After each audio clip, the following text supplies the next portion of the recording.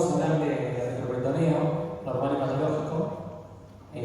La primera parte es la más importante para mí, porque ver retroperitoneo patológico es algo que, digamos, se puede buscar cualquier lesión del retroperitoneo, como sarcoma, un leiomioma de la vena cava inferior, y van a tener 80 millones de imágenes, van a perder. Pero muy distinto es cuando uno lee algo y lo encuentra ya resuelto, uno tiene que interpretar la imagen del retroperitoneo. Y para poder interpretar la imagen del retroperitoneo hay que tener los conceptos claros de anatomía topográfica. Así que en realidad yo voy a poner más el foco en eso, en cómo vemos al retroperitoneo, sobre todo por lo que nos voy a contar, cómo está dividido, cómo son los espacios del peritoneio, cómo se comunican los espacios del retroperitoneo. Y de esa manera van a poder después entender, cuando ustedes estén viendo una imagen que no es del libro y que no dice esto es un leiomioma de la vena cava inferior, que pueden interpretar según de dónde viene, hacia dónde va y con qué se relaciona, qué diagnósticos diferenciales podría tener.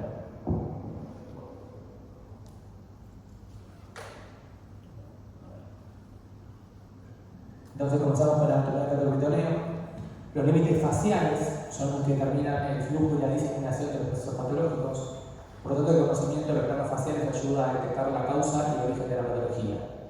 La imagen del retroperitoneo además puede guiar el tratamiento. Empezamos con los límites. Tenemos un límite anterior que está compuesto por el peritoneo parietal posterior, un límite posterior que es la fascia transversalis, un límite superior que es el diafragma, y el límite inferior es el trecho superior de la pelvis que está formado por el promontorio, la fascia del sacro, los huesos horizontales de la pelvis y la sínfisis pubiana. En cuanto al contenido, tenemos a los suprarrenales, a los riñones, a los uréteres, parte del duodeno, páncreas, colon ascendente y colon descendente.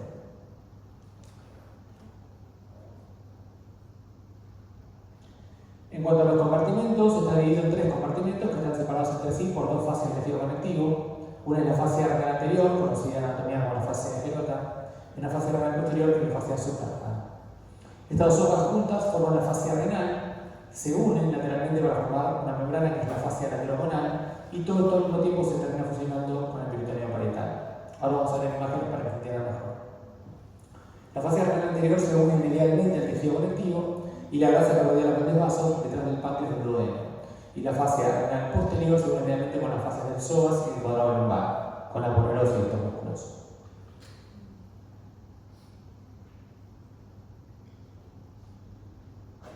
Bueno, entonces a partir de estas fascias, como les decía, vamos a dividir. ¿Hay puntero láser por casualidad? No. Tenemos un puntero láser, a veces acá el puntero, si no me arroyo en medio con flecha acá y listo. Bueno, les decía, a partir entonces de estas fases que les comentaba, vamos a hablar de estos 3 compartimentos que son el compartimento del espacio renal anterior, el espacio perirenal y el espacio renal posterior. Ustedes como van a ver acá, la fascia renal anterior y la fascia renal posterior están como puestas como si fuera una doble hoja. Y en realidad es porque esto es un espacio virtual, como pasa con la pleura, que antes se desconocía, y más adelante vamos a retomar sobre esto, porque no solamente hay espacios, hay compartimentos detrás de la fascia, sino que también hay espacios entre las fascias. Los espacios de las fascias se comunican entre sí. Así que lo vamos a ver más adelante, pero por eso puse este esquema que, fíjense que muestra la fascia como si fuera una doble hoja, ¿sí? A cada fascia. Bien, ahí tenemos entonces lo que es la fascia renal anterior y la fascia renal posterior, como les decía, desdoblada en el esquema. Entonces, empezamos con el espacio renal anterior, señalado ahí en rojo. En cuanto a los límites anteriores, el peritoneo parietal posterior, el límite posterior es la fascia renal anterior, y los límites laterales, fíjense que es la fascia laterogonal, que justamente es la fusión de donde viene la fascia renal anterior y la fascia renal posterior en el sector lateral. En cuanto al contenido, tenemos la segunda, tercera y cuarta porción del duodeno, al páncreas, al colon ascendente y al colon descendente. Seguimos hacia atrás, viene el espacio perirenal. El espacio perirenal tiene como límite anterior a la fascia renal anterior, el espacio posterior es la fascia renal posterior y el lateral es el cierre de los planos faciales en lo que decimos que es la fascia laterogonal, que es lo que se llama la zona de la trifurcación facial. En cuanto al contenido, tenemos a los suprarrenales, los riñones y los uréteres como órganos. Después, obviamente, el espacio renal tiene contenido de grasa y dentro de esa grasa hay una gran red vascular, nerviosa y linfática. Por último, el espacio pararrenal posterior tiene como límite anterior a la fascia renal posterior. El espacio posterior es la fascia transversalis y medial son las fascias del psoas y cuadrado lumbar. Y en cuanto lateral es la unión con la grasa del espacio properitoneal. Entonces tenemos un esquema, ¿sí? Donde tenemos la fascia renal anterior, la fascia renal posterior, la trifurcación facial, que es lo que llamamos el espacio lateroconal. Entonces aquí tenemos al colon descendente, al riñón y al espacio pararrenal posterior. Este es un esquema de una ampliación por una tomografía puntada ampliada, para que vean que muchas veces los límites faciales no son fáciles de ver, sobre todo en pacientes delgados, pero pacientes obesos se pueden ver, y más aún cuando hay situaciones patológicas que hagan que la fascia tenga un poco de edema. En este caso trataba un paciente que consultaba, tenía un pequeño hematoma subcapsular, un paciente anticoagulado, pero podíamos delimitar bien, quizás porque había un poquito de edema, la zona de la trifurcación facial, ¿ven? La fascia renal anterior, la fascia renal posterior, la fascia lateroconal, la grasa del espacio perirenal, la grasa del espacio pararrenal anterior y aquí atrás la grasa del espacio pararrenal posterior. Entonces acá vemos el esquema. Primer compartimento es el espacio pararrenal anterior con el colon descendente, el espacio perirenal y el espacio pararrenal posterior con sus respectivas fascias, y por delante de esto el peritoneo parietal posterior como límite anterior. Hacia medial el psoas y el cuadrado lumbar. Lo mismo, pero yéndonos hacia abajo, ¿sí? Como vamos acercándonos al ecuador y ya al polo inferior, y vemos que parte del contenido del espacio perirenal es el uréter. Seguimos bajando y vemos cómo se empieza a achicar el espacio perirenal. Este sigue siendo el espacio pararrenal anterior con el colon descendente, y acá tenemos, esta es la fascia renal posterior, y acá tenemos el cuadrado lumbar y el psoas. Bien, hay ciertas controversias entre lo que estudiamos en la anatomía y lo que se pudo ver después con la inyección de contacto venoso en material cadavérico. Una es qué pasa en el borde superior. La teoría de la anatomía clásica decía que había una fusión entre las fascias renales anterior y posterior, una comunicación del espacio pararrenal anterior o perirenal con el área desnuda del hígado. Y en el borde inferior estaban fusionadas las fascias renal anterior y posterior, y había una comunicación del espacio perirenal con los espacios extraperineales de la pelvis. Y el tercer punto, controversia, es si hay continuidad del espacio perirenal sobre la línea media, lo que pasa sobre los grandes vasos del trapeo peritoneo. Según Morton-Meyers, el espacio pararrenal anterior comunica con el área desnuda del hígado. Fíjense que acá sería el esquema, lo que está señalado con un color más oscuro. Este es el área desnuda hepática, estaría comunicada al espacio pararrenal anterior, en cuanto a que si asumiéramos que las fascias renal anterior y posterior estarían fusionadas en el vértice, ¿sí? Sin embargo, en la intervención actual, lo que vemos es que el espacio perirenal en realidad es el que se comunica con el área desnuda del hígado, porque en realidad las fascias renal anterior y posterior no están fusionadas arriba. Esto se une, ¿sí?, al peritoneo, y esto se une al diafragma. Entonces, lo que en realidad se va a comunicar al área desnuda hepática es el espacio perirenal en su sector superior. En cuanto al borde inferior, según Morton-Meyers, no hay comunicación entre el espacio perirenal y los espacios de la pelvis extraperitoneales, porque según él, las fascias anterior y posterior estaban fusionadas en el vértice del cono perirenal, o sea, por aquí. Pero en la versión actual, vemos que el espacio perirenal se comunica con los espacios pélvicos extraperitoneales, ¿sí? Y el espacio perirenal se encuentra abierto en el inferior, y entonces una conexión del espacio perirenal puede volcar directamente al espacio extraperitoneal de la pelvis. ¿Se entiende? No está cerrado abajo tampoco. Entonces, en el lado derecho, lo que vamos a ver es que el borde inferior del espacio perirenal va a ir a comunicar a la fosa ilíaca derecha. Y en el caso del borde superior, va a comunicar con el área desnuda hepática. Fíjense, este ejemplo es un paciente que tiene una colección que está en el retroperitoneo sobre el espacio perirenal. Acá se ve parte del riñón. Hay líquido y hay gas, ¿sí? Se pueden incluso enredarse sobre la fascia perirenal.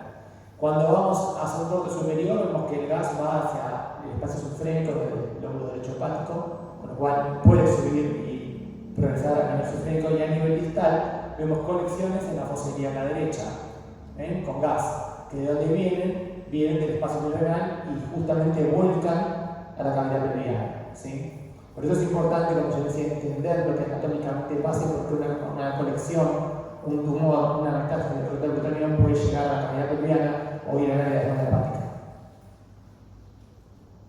En cuanto al lado izquierdo, el borde superior se va a comunicar con el espacio subfrénico y el borde inferior con la fosa ilíaca izquierda, porque justamente las fascias, tanto arriba como abajo, no están fusionadas.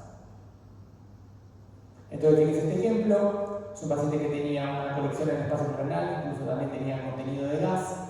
Esto, acá está el pleural, estamos en la parte superior, ya vemos que se está yendo al espacio subfrénico izquierdo, y fíjense cómo vuelca y cae, ¿sí?, a la fosa ilíaca izquierda. Esto que estamos viendo acá es inyección de contraste en un material cadavérico, al cual se le hace la tomografía, y estamos viendo la reconstrucción sagital, y fíjense cómo vemos el contraste perfecto alrededor de lo que es el espacio perirrenal, cómo se va volcando, ¿sí?, a la fosa ilíaca. Ven que acá no está cerrado esto, sino que se vuelca.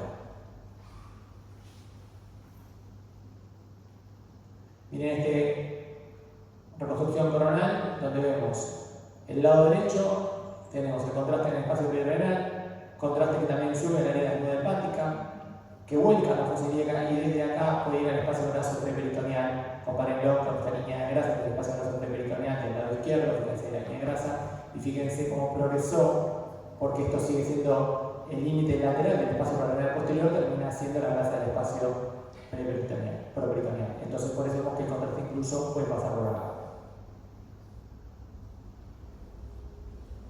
Después, otra de las cosas que se plantea es la continuidad del espacio pleural en la línea media. ¿Qué es lo que pasa en la línea media? Son mordomedias, la fascia de pelota se fusiona con la fascia de grandes vasos y no hay continuidad del espacio pleural en lo que sería la línea media.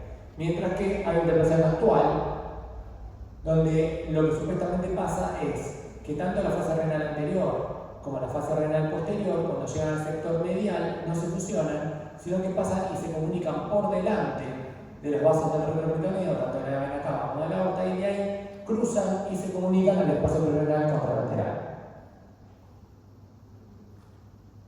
Y fíjense lo mismo.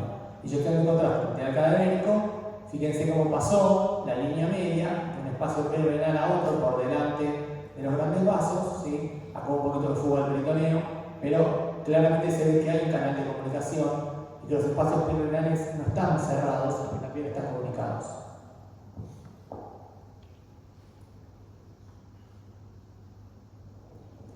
Otra de las cosas importantes a tener en cuenta es cuando hablamos del espacio renal en sí, solamente lo consideramos como un espacio graso. El espacio renal es el espacio graso que hay entre la fase renal anterior y la posterior. Sin embargo, en este espacio que tenemos acá, tenemos, aparte de la grasa, septos de tres tipos, que ahora vamos a ver, vasos, nervios, y hay una gran red de ganglios linfáticos, que son los que ustedes ven acá.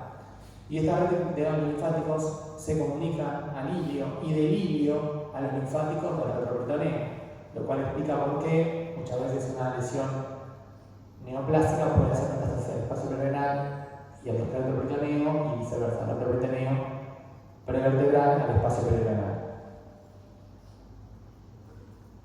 Y en cuanto a los septos también muchas veces se matizan y pueden hacer fluir líquidos de un lugar a otro. Tenemos tres tipos. Los grupos 1, que son la cápsula renal a la fascia pararrenal, o sea que van de la cápsula a la fascia. Grupo 2 son cápsula-cápsula, ¿sí? O sea, salen de la cápsula y vuelven a tocar la cápsula sin tocar las fascias. Y en el grupo 3 tenemos el que va desde la fascia renal anterior hasta la fascia renal posterior. O sea que tenemos tres grupos de septos, una red vascular y una muy rica red de linfáticos que comunican al ilio y del ilio al retroperitoneo. Por eso es un espacio que está como subvalorado, parece exactamente la grasa, y este espacio explica muchas cosas. Justamente, como dice abajo, sirve como camino de diseminación a los espacios interfaciales.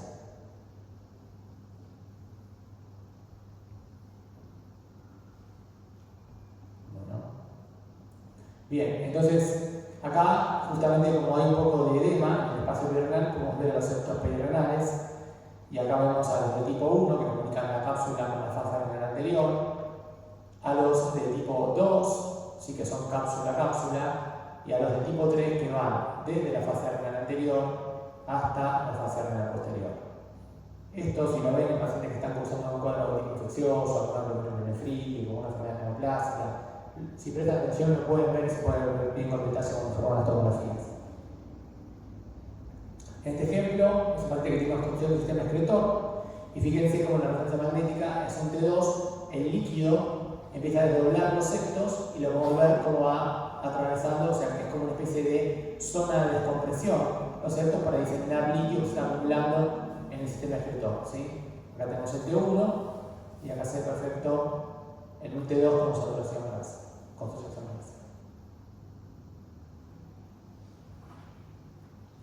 Después viene lo que llamamos el espacio infraconal, que es justamente donde termina entre el espacio renal renal anterior y el espacio renal posterior, se juntan en el espacio infraconal, ¿sí? Por debajo de lo que sería el espacio perirenal. Y esto es lo que va a volcar a la pelvis.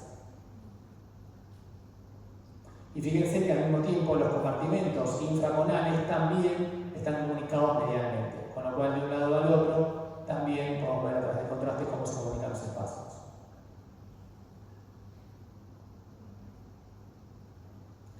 Y ahí cuando ya bajamos a la pelvis tenemos lo que llaman los espacios extraperitoneales de la pelvis. Vamos a tener el espacio prevesical, el espacio paravesical y el espacio perivesical. No es fácil verlo en el nuestro porque justamente está dado por ahí por una fascia, por algo que nosotros en realidad lo que hacemos topográficamente es tratar de entender dónde puede estar una conexión. Por ejemplo, acá lo que vemos es el espacio prevesical que tiene dos recesos laterales y que en realidad está separado por la fascia umbílico-vesical, pero que actualmente eso no es algo que vamos a ver en la tomografía.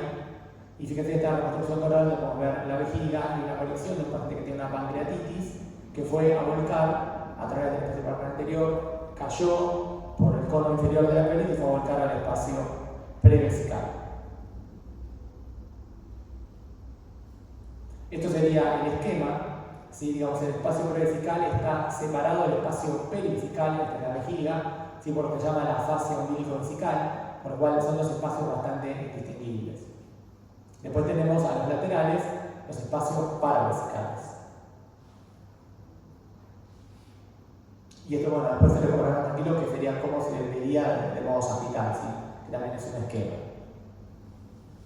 Bien, vamos a ver algunas variantes anatómicas y patológicas. O sea, puede existir sutiles variaciones anatómicas. La comunicación de los espacios depende del volumen de fluido, gas y la presión que ejerce ese espacio en el sitio de origen.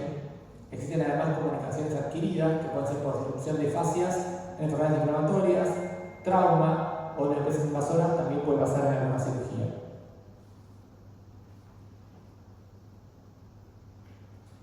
Entonces, lo que retomo ahora es aquello que les conté antes, que les hablaba de las fascias, donde tenemos que pensar en un espacio entre ellas. Entonces, la nueva visión que tenemos del cuerpo incluye la presencia de lo que llaman los planos interfaciales, entre los que existen potenciales espacios que están comunicados entre sí. Entonces, se documentó que existen planos interfaciales al inyectar látex en cadáveres y se vio que la fase renal anterior y posterior y lateroconal están laminadas, comunicadas y compuestas por capas que están opuestas entre sí.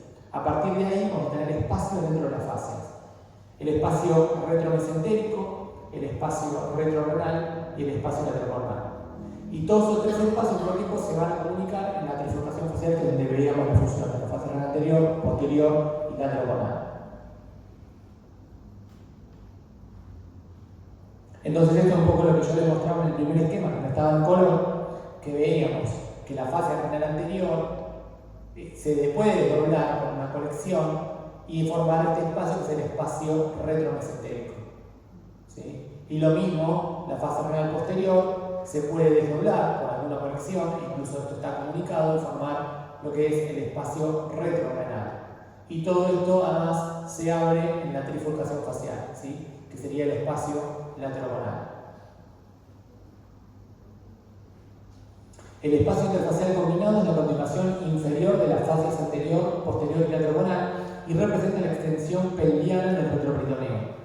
Estos espacios potenciales, digo potenciales porque eventualmente no los vamos a ver porque están desdoblados, se abre cuando el volumen de una colección supera la capacidad del espacio de contenerla, entonces se los conoce como planos interfaciales de descompresión. Y pueden además ser el camino de diseminación de tumores, infecciones y fluidos. Por eso les decía que muchas veces conocer las comunicaciones del espacio retroperitoneo ayuda a entender de dónde puede venir una neoplasia y dónde puede ser una metástasis.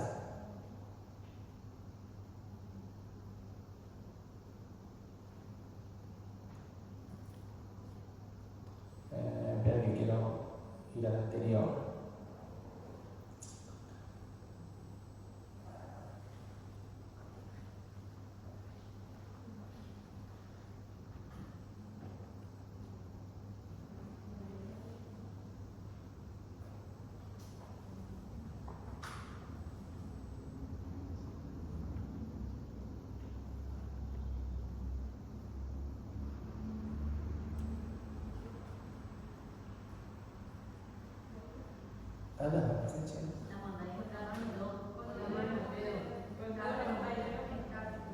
Ah, mira.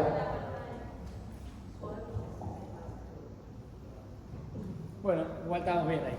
Ustedes no llegaron.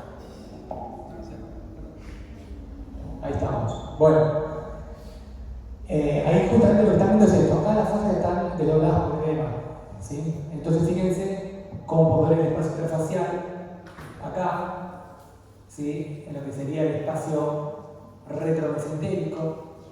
Acá tenemos el espacio lateroconal, ¿sí? Acá lo mismo, espacio lateroconal.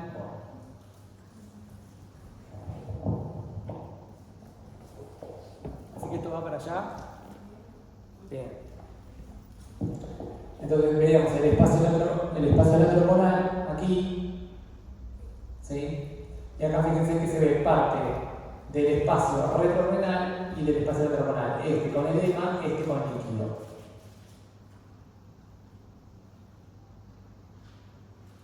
Bueno, acá también tenemos una pancreatitis y una pancreatitis. Fíjense cómo está todo el fluido del renal anterior, ¿sí? Hacia ambos laterales. ¿Y qué hace? Se desdobla la zona de la trifurcación facial. ¿Ven? Es una zona de descompresión de esa colección que provoca la pancreatitis. Acá vemos algo más laminar, fíjense en la fascia lateroconal, ¿sí? Líquido.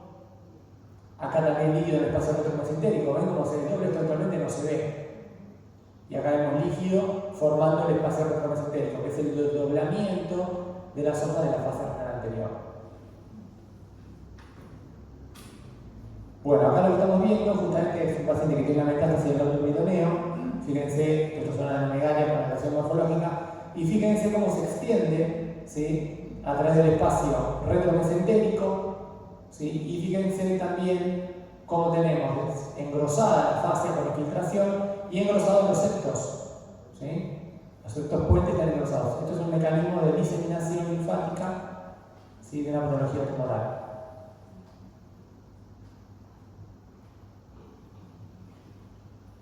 Bueno, esto es lo que más me importaba. Estamos justo y media. Pues yo decía, la primera mitad es anatomía topográfica del retroperitoneo. Porque lo que viene ahora es medio plomo, porque empezar a nombrar la patología más frecuente, las imágenes más conocidas. ¿Qué es lo que van a encontrar en la literatura? Pero la comprensión de los espacios del retroperitoneo es importante para cuando ustedes estén informando una tomografía y no entiendan a dónde viene hacia una lesión, ¿sí?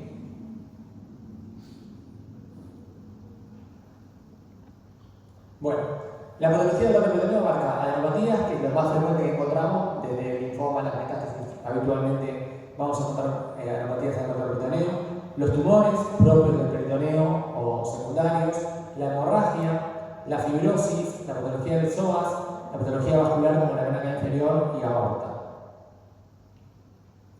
En cuanto a adenomegalias, múltiples causas, obviamente que el linfoma y las metástasis están por encima de todo. Después tenemos causas inflamatorias, infección, la sarcoidosis, la forma de Castleman o de Kawasaki. Los linfomas que afectan al retroperitoneo pueden ser no Hodgkin, ¿sí? Que toman diferentes ganglios, incluso un 50% de compromiso mesentérico, y suele haber un compromiso extranuclear, o sea, por infiltración del tejido linfoproliferativo al retroperitoneo sin que sea una afectación ganglionar pura. Y en el caso del linfoma de Hodgkin se ve habitualmente más el tema de ganglios retroperitoneales e infiltración del vaso.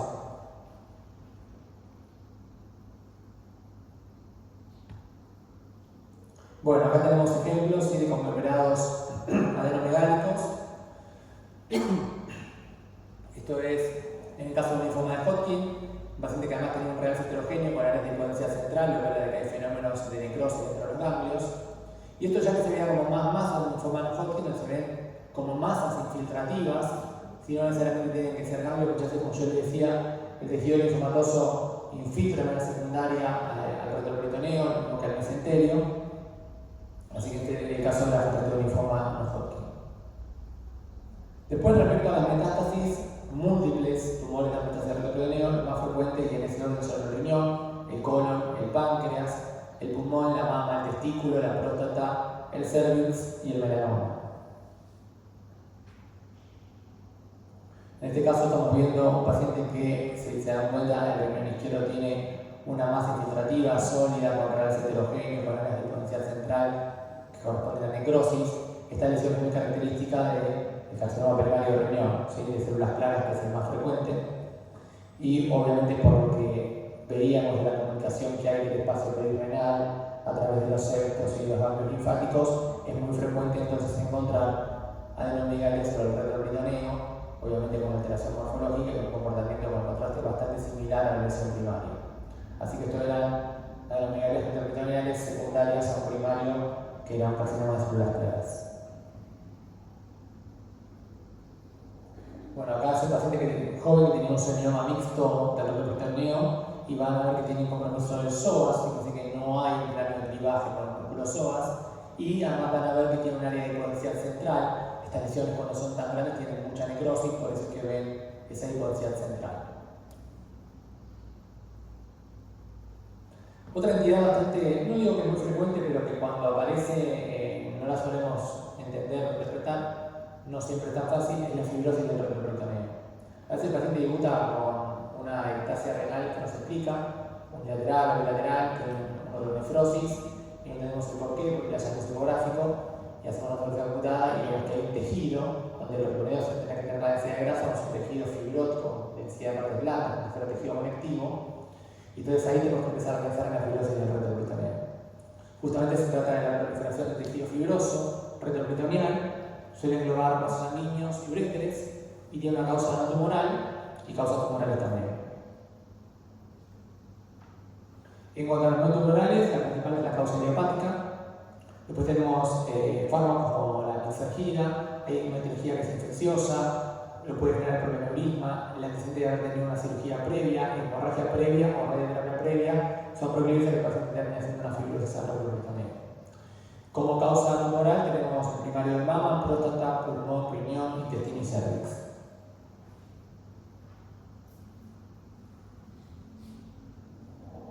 En cuanto a la fibrosis retroperitonal benigna, suele tener un contorno bastante regular, el refuerzo cero homogéneo pero tardío, como le pasa a todo tejido fibroso, y suele ser una señal hipointensa en el T2.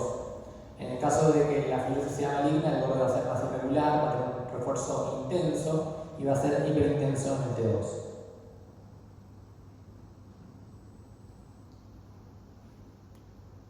Bueno, acá les estoy mostrando a un paciente una resonancia magnética. Lo primero que vemos es una secuencia T1, vemos que hay un tejido hipointenso rodeando a los vasos del retroperitoneo, tanto a la aorta como a la cava. Fíjense en T2 cómo se pone bien en manifiesto la uronefrosis que está generando, porque también terminamos volviendo a la unión piloriteral.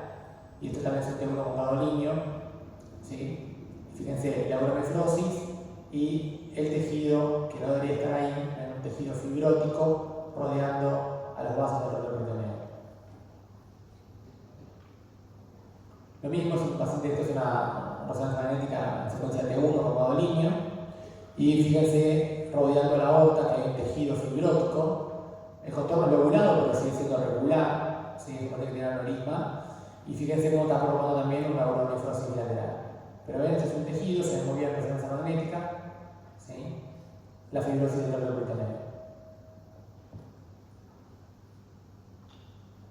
Un hallazgo ecográfico un paciente que tenía una masa en torno al riñón izquierdo, que termina en tomografía y que se puede ver en la tomografía que hay un tejido con densidad de partes blandas, que tiene un realce de tipo tardío, que no muestra un claro anclaje ni con el riñón ni con el psoas, y que incluso cruza la línea media, este paciente acá tiene un stent, este riñón, y fíjense cómo la fibrosis termina involucrando al stent. Pero fíjense acá tenemos un ejemplo de una lesión que por delante de los grandes vasos puede cruzar la línea media y pasar de un lado al otro. Bueno, pasamos ahora a los tumores primarios del retroperitoneo, benignos y malignos. Dentro de los benignos, la fibrosis, la vimos recién, se considera una lesión tumoral. Los neurofibromas, el ganglioneuroma, el lipoma, el paraganglioma, el hemangioma, el linfangioma, el teratoma, pseudotumor inflamatorio de la neuropatía y hematopoiesis intramedular, como dentro de la gran lista de los más comunes, que no son tan comunes como los benignos del retroperitoneo. Salvo el lipoma, el resto es bastante infrecuente, los neurofibromas, y no mucho más dentro de lo que es la frecuencia.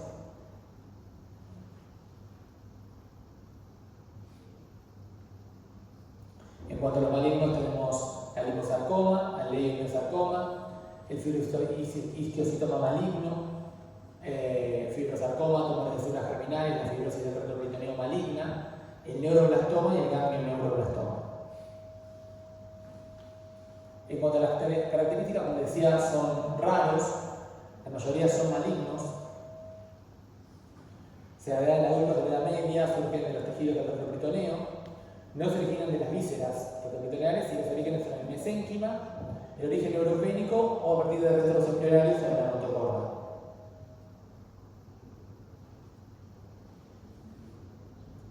Bueno, suelen tener gran tamaño. Fíjense que es un tumor que va creciendo y no provoca síntomas hasta que por un fenómeno compresivo o a veces la paciente tiene distensión abdominal porque esto empuja las asas hacia adelante, hacia los costados. En líneas generales puede aparecer en el lado abdominal o dorsal, edema por compresión, edema de tipo linfático por compresión, hematuria, náuseas, pérdida de peso. Y lo que les decía, los síntomas son más por compresión o porque desplaza estructuras, por eso cuando uno hace diagnóstico ya son lesiones bastante grandes. En cuanto a la población pediátrica, es más frecuente encontrar neuroblastoma y teratoma. En mujeres el leiomyosarcoma, los teratomas y los ganglioneuromas, y en hombres el liposarcoma y el histiocytoma fibroso maligno.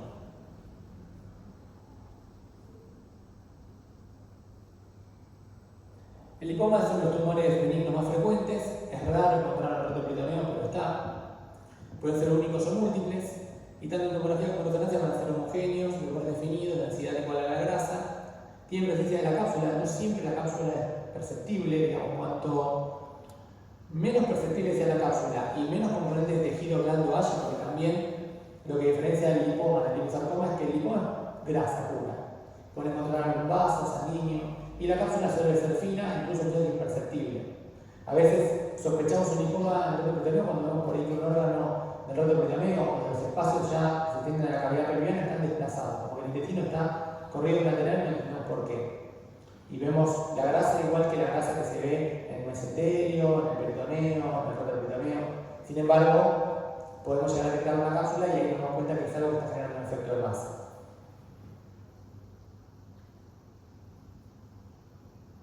Bueno, este es el ejemplo, ¿ven? Acá tenemos una lesión que arranca el retroperitoneo y que se extiende distalmente a los espacios extraperitoneales de la pelvis y que en realidad, si uno lo mira así a grandes rasgos, pareciera que es una zona donde no hay intestino, simplemente. Y en realidad es justamente porque hay una masa que ocupa espacio que no permite que las áreas de intestino delgado estén por ahí. Pero la cápsula es casi imperceptible, y esto es un lipoma.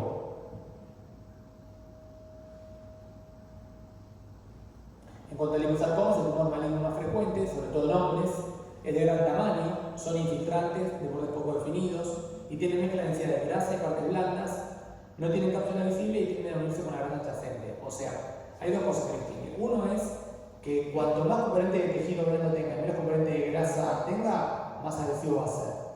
Y dos, la cápsula en realidad no la tienen porque muchas veces no tienen cápsula y tienen un comportamiento mucho más invasivo. En cuanto a la clasificación, puede ser el lipogénico de bajo grado, que es el que más se parece al lipoma, que puede ser un lipoma donde empezamos a ver que hay algún componente con tejido de densidad de partes blandas y que termina reaccionando con el contraste, y ahí no queda duda si estamos ante un lipoma o a un liposarcoma lipogénico. Después viene el mixoide, que es un grado intermedio, y finalmente ya el pleomórfico, que el pleomórfico se parece muy poco a un lipoma. Se tiene mucho más componente de tejido blando que componente graso.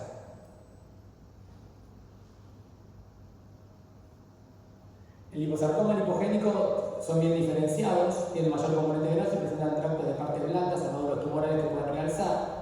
Lo vamos a ver con eso en la tomografía y en la resonancia magnética va a ser hiperintenso en T1 y T2 y suprimir la señal con la secuencia falsa.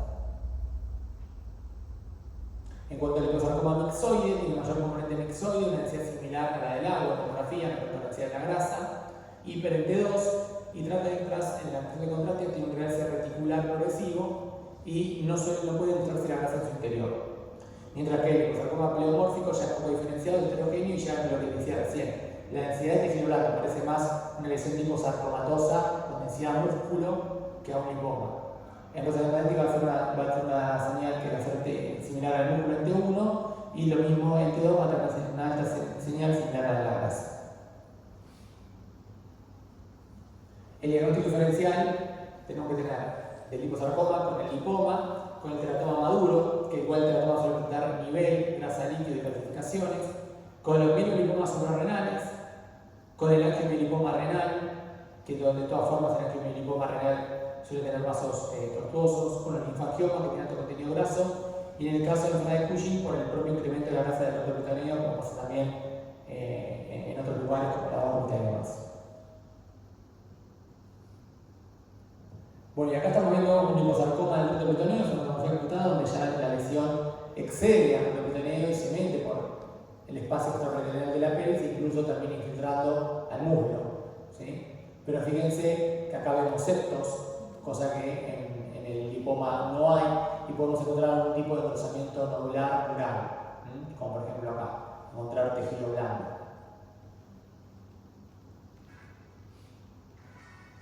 Bueno, en este caso, una resonancia magnética también, nos estamos viendo un liposarcoma que si bien es hiperintenso en el T1, no lo es tanto como sí lo es en el T2, y fíjense lo que pasa con el insuficiente orino, se muestra el realce completamente heterogéneo con zonas justamente donde hay densificación a tejido blando y es lo que termina dando el realce heterogéneo.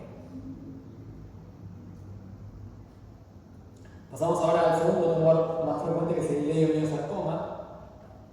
Es frecuente en mujeres, tiene un crecimiento que puede ser de tipo extravascular o intravascular. Cuando es intravascular, depende de la túnica media de la vena cava inferior. Puede ser mixto y suele tener gran tamaño. La tomografía va a ser con una densidad de músculo bien delimitadas y suele tener focos de necrosis, como toda lesión que va a tener áreas más hipodensas. Las zonas de necrosis son más extensas que se generan en otras neoplasias, son hipervasculares, tienen un realce intenso y heterogéneo, y en resonancia magnética vamos a ver heterogéneo con señal baja intermedia en el T1 e intermedia alta en el T2, que tiene que ver con los focos de necrosis. Acá tenemos una paciente que logró resultar que tenemos una dilatación piélica, pilocalicial, y fíjense cómo se ve una masa de tejido blando con realce heterogéneo o contraste con área de provincia central, y que acá claramente no tiene un claro problema que ver con la vena cava. No existe hacer diagnóstico de liposarcoma de la vena cava, porque en realidad esto también tranquilamente puede ser un sarcoma de otro origen, puede ser una adenomegalia del retroperitoneeo que esté comprimiendo la vena cava, ¿sí? Así que no es tan simple el diagnóstico, pero bueno, es uno de los diagnósticos diferenciales a considerar. Porque debe ser por eso, gracias.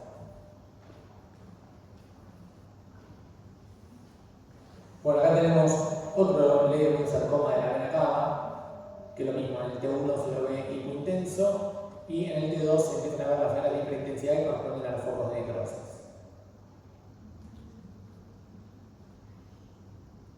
En este caso más significable aún, porque por el gran tamaño, ya fíjense que es verdad que está completamente infiltrada acá la vena cava, pero la lesión tiene una extensión mucho más grande que ya excede al retroperitoneeo, que desplaza al riñón en sentido ventral y lateral, y tiene múltiples focos de necrosis.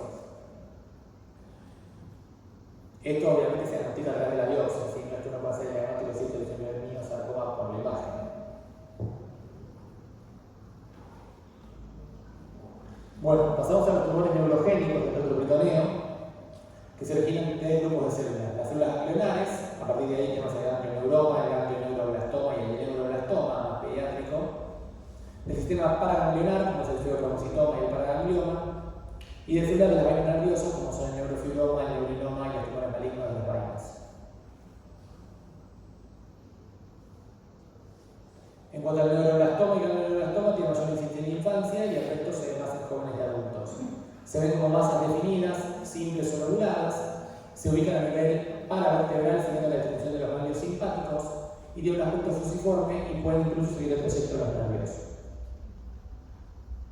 En cuanto a topografía, es frecuente encontrar clasificaciones dimórficas en el neuroblastoma. La mayoría van a mostrar como masas homogéneas, tiene una atenuación similar al músculo o quizá menor, y tiene zonas de menor densidad por degeneración mixoide de necrosis, que es lo mismo como se comporta con cualquier revisión grande del retroperitoneal. En resonancia magnética van a ser una señal baja entre 1 y moderada alta entre 2, dependiendo obviamente de la matriz mixoide que tenga la lesión. Las zonas mixoides van a regresar más lentamente, y después los paragangliomas van a mostrar hipervasculares y van a tener un marcado realce. Bueno, acá tenemos un paciente pediátrico que tenía un neuroblastoma, que en realidad lo que estamos viendo es una gran masa del retroperitoneio, que como característica tiene estas calcificaciones dismórficas y obviamente áreas más impodensas que pueden tener con transformación mixoide y necrosis. En este caso, un paciente que tenía neurofibromatosis, y fíjense cómo se ven estas lesiones hiperintensas en esta reconstrucción coronal, bien paravertebrales, y cómo están desplazando y se ubican por dónde, por detrás del músculo psoas. Fíjense que acá están los músculos psoas, y por detrás del psoas se ven lesiones ovoideas más hipodensas que lo del plan sentido anterior, y lo que nos termina dando la certeza que hablamos de neurofibromas es la apertura que generan sobre los neuroforámenes. ¿Ven? Apertura de neuroforámenes y masas por detrás de los músculos psoas. Lo mismo acá, otro neurofibroma, se ven masas por detrás de los músculos psoas, y fíjense cómo se genera la apertura del neuroforamen. Bueno, pasamos ahora de los tumores a lo que es la patología del músculo psoas. La más frecuente que vamos a encontrar son las inflamatorias, después tenemos los hematomas y menos frecuentemente las neoplasias. En cuanto al psoas, la lesión del psoas es la patología más frecuente. Lo más frecuente que nosotros vemos cuando vemos absceso del psoas es cuando el paciente viene con espondilodiscitis.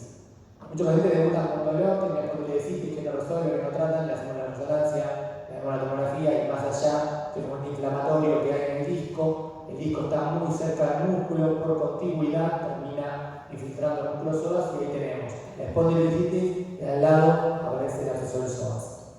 Pero bueno, como decía, se produce por extensión directa desde otro foco, sea columna, riñón, intestino, páncreas o un absceso secundario, o pueden no tener un foco conocido y a través de una diseminación hematógena comportarse como un absceso primario del psoas. En tomografía se practica un aumento del tamaño del psoas, es una zona focal hipodensa, son bien definidos, y obviamente siempre que sospechamos una corrección hay que hacer contraste, porque con el contraste que hace seguir que sea real, es de tipo pseudocapsular. Si no, obviamente no lo puede encontrar en el átomo sin contraste, encontrar con, si es un solo psoas, encuentra una simetría de un psoas de tamaño normal y un psoas más grande.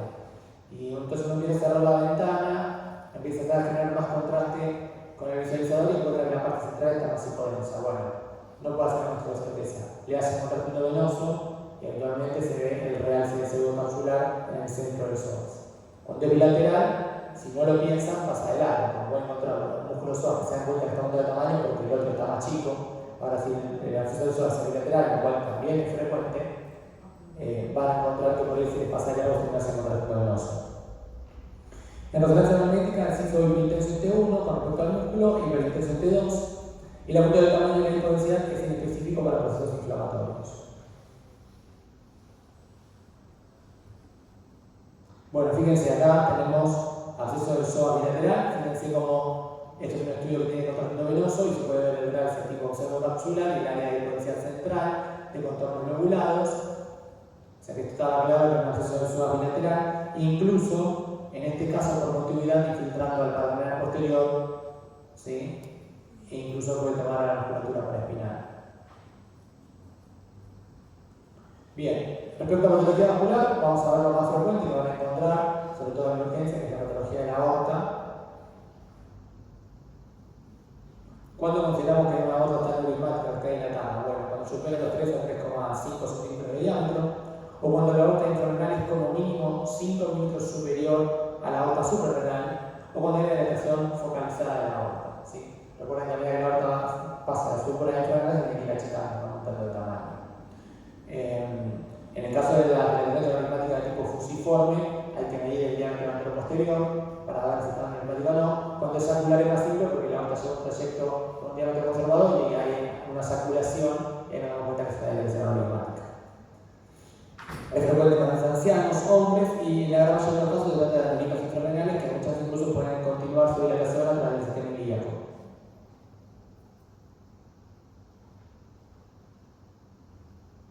Bueno, y obviamente que la tomografía computada multicorte nos permite un estudio detallado, incluso para planificar una cirugía. Acá, obviamente, ustedes tienen que tomar varias medidas, no es la idea de la clase enseñarles todo lo que uno tiene, pero sí sepan, cuando ustedes están en el consola y les piden una ARCO con reconstrucción 3D, que no solamente se trata de hacer el volumen rendering que queda muy lindo, que lo está viendo abajo, sino que lo que le va a importar al cirujano vascular es que les tomen las medidas, tanto de la longitud total del aneurisma, el diámetro del cuello proximal y el diámetro del cuello distal. La distancia que hay entre el cuello proximal y la arteria, el óseo de la arteria renal, la distancia que hay del cuello distal a la inflamación aórtica, porque todo eso permite planificar la cirugía.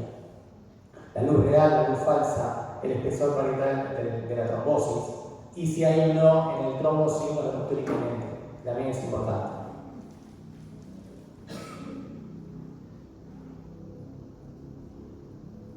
Bueno, esperen que voy para atrás.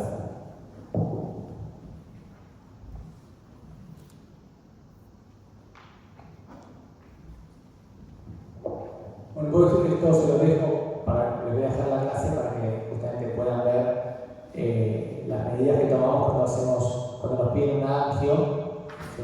Que es lo que yo decía, más allá de hacer el volumen rendering, de hacer el angiomi, en el MPR tienen que hacer todas estas medidas.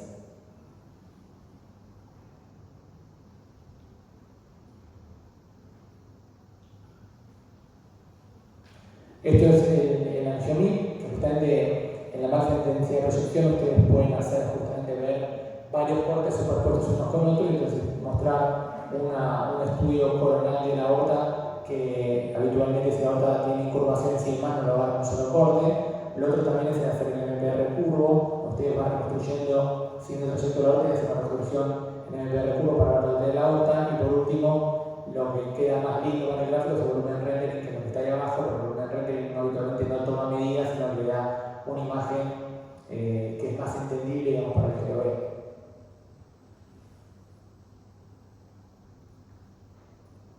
Bueno, respecto a la ruptura neumática, que es algo que tienen que estar atento y pensarlo, sobre todo los que hacen guardia. En la tomografía vamos a visualizar un material irregular de alta densidad que corresponde a la sangre, que va a estar infiltrando la grasa periaórtica, a los espacios perirenal y pararenales. La aorta puede desplazarse hacia adelante por la masa o presión. Con contraste vasorenal se lo vamos a ver, que es lo más fácil de ver porque vemos la extravasación activa. Se desplaza el riñón. Se puede observar la falta de continuidad de anillo de calcio de la íntima, que indica que ahí está la zona de la ruptura. Y después también tenemos el signo de la ruptura inminente, que es el signo del creciente. Lo que vemos es en la serie sin contraste, sobre todo, y después se pone más evidencia cuando se pone en contraste. Vamos a ver una neurona de mayor densidad en la periferia del trombo. Si ustedes tienen una dimensión neumática con una trombosis mural concéntrica, ya cuando tiene más de 5 centímetros la misma preocupa. Fíjense, más allá de las clasificaciones y demás del trombo, si el trombo se está haciendo más hiperdenso en forma de semiluna en la parte más distal, porque eso le está diciendo que hay un signo de ruptura inminente.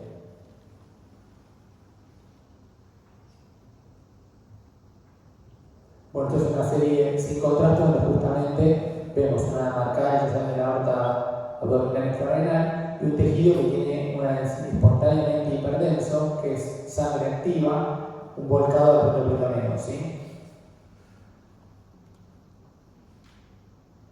Fíjense cuando uno le hace contraste venoso, como puede ver puntualmente el sitio de fuga del contraste más allá del líquido libre, ya acá no solamente va a retroperitoneo, sino que de retroperitoneo sube por la calle pelviana, se va al peritoneo, van a encontrar líquidos por todos lados. Estos pacientes no suelen sobrevivir cuando ya el diagnóstico, cuando el paciente llega a la guardia que está chocado por una ruptura neumática, no hay cirujano vascular que lo salve. Sobre todo cuando hablamos de pacientes añosos, ¿no?